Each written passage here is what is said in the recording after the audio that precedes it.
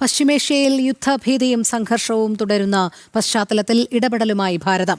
ഇറാനിലുള്ള ഭാരതീയരോട് തിരികെ മടങ്ങാൻ നിർദ്ദേശം. ഇറാനിലെ ഭാരതീയരോട് തിരിച്ചുവരാനും ഇറാനിലേക്കുള്ള യാത്ര ഒഴിവാക്കണമെന്നും ഇന്ത്യൻ വിദേശകാര്യ മന്ത്രാലയം നിർദ്ദേശം നൽകി. അതേസമയം 75ഓളം രാജ്യങ്ങളിലെ പൗരന്മാർക്ക് അമേരിക്ക വിസ നിഷേധിച്ചു. ഇറാൻ, റഷ്യ, തായ്ലൻഡ് ഉൾപ്പെടെയുള്ള രാജ്യങ്ങൾക്കെതിരെയാണ് നടപടി. കൂടുതൽ വിവരങ്ങളുമായി ഡൽഹിയിൽ നിന്നും എസ് ശ്രീകാന്തും ഇന്റർനാഷണൽ ഡെസ്കിൽ നിന്നും ഐസൺ ജോസും ചേരുന്നു. ആദ്യം ഐസണിലേക്ക്. ഐസൺ, വലിയ രീതിയിലുള്ള സംഘർഷ സാഹചര്യമാണ് ഇറാനിൽ നിലനിൽക്കുന്നത്. എന്തെല്ലാം മുൻകരുതലുകൾ ഭാരതീയർ സ്വീകരിക്കണമെന്നാണ് വിദേശകാര്യ മന്ത്രാലയം പറയുന്നത്?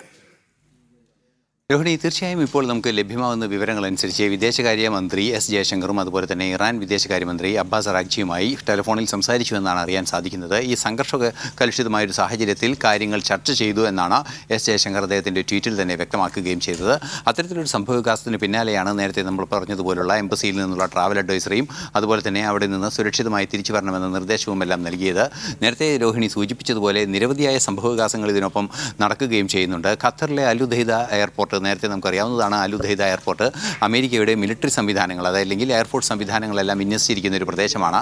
അവിടെ നിന്നുള്ള വിമാനങ്ങളെല്ലാം തന്നെ അടിയന്തരമായി അതിൻ്റെ സുരക്ഷിതമായ ക്യാമ്പുകളിലേക്ക് മാറ്റണമെന്ന നിർദ്ദേശം അമേരിക്ക നൽകിയിട്ടുണ്ട്. ഇറാൻ ആക്രമിക്കാൻ സാധ്യതയുണ്ട് എന്ന ഇറാൻ ഈ അലുദൈദ എയർപോർട്ടിന് നേരെ ആക്രമണം നടത്താനുള്ള സാധ്യതയുണ്ട് എന്ന തിരിച്ചറിവിൻ്റെ അടിസ്ഥാനത്തിലാണ് ഈ ഒരു നീക്കം നടത്തിയിരിക്കുന്നത്. അത്തരത്തിലൊരു സംഘർഷ കലുഷിതമായ ഒരു അന്തരീക്ഷം ഈ പശ്ചിമേഷ്യയിൽ ഉണ്ടാകുന്നുണ്ട്. സ്വാഭാവികമായും ഇറാനിൽ ഒരു ആക്രമണത്തിനുള്ള സാധ്യത, അല്ലെങ്കിൽ ഒരു സൈനിക നടപടി ട്രംപിൻ്റെ ഭാഗത്തു നിന്ന് ഉണ്ടാകാനുള്ള സാധ്യത ഒട്ടും തന്നെ തള്ളിക്കളയാനാവില്ല എന്നൊരു യാഥാർത്ഥ്യവും നിലനിൽക്കുന്നുണ്ട്. നേരത്തെ നമ്മൾ സൂചിപ്പിച്ചതുപോലെ ഇപ്പോൾ നമുക്ക് ലഭ്യമാകുന്ന വിവരങ്ങളനുസരിച്ച് ഇന്നലെ തന്നെ ട്രംപ് നടപടികളുണ്ടാകും, വൈകാതെ തന്നെ പോരാട്ടം തുടരുക എന്നൊരു ആഹ്വാനമാണ് നൽകിയത്. അതിൻ്റെ പേരിൽ പല സംഘർഷങ്ങളും പല ആശയ ഭിന്നതകളും നിലനിൽക്കുന്ന ഒരു സാഹചര്യത്തിലാണ് മറ്റു നടപടികളിലേക്ക് നീങ്ങുന്നൊരു സാഹചര്യം ഉണ്ടായിരിക്കുന്നത്.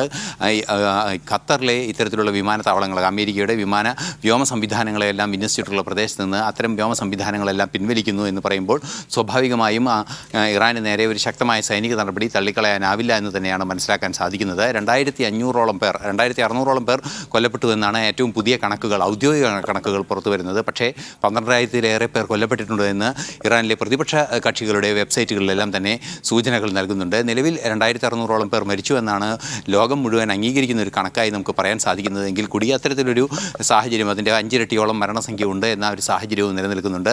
സങ്കീർണമായൊരു സാഹചര്യം ഇറാനിൽ നടക്കുന്നു.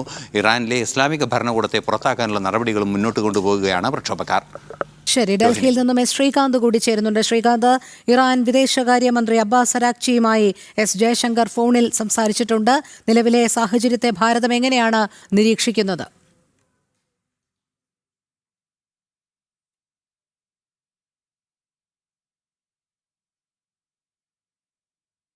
ഉള്ളവർ എത്രയും വേഗം അവിടെ നിന്നും ഭാരതത്തിലേക്ക് തിരിച്ചു വരണം എന്നുള്ളതാണ്.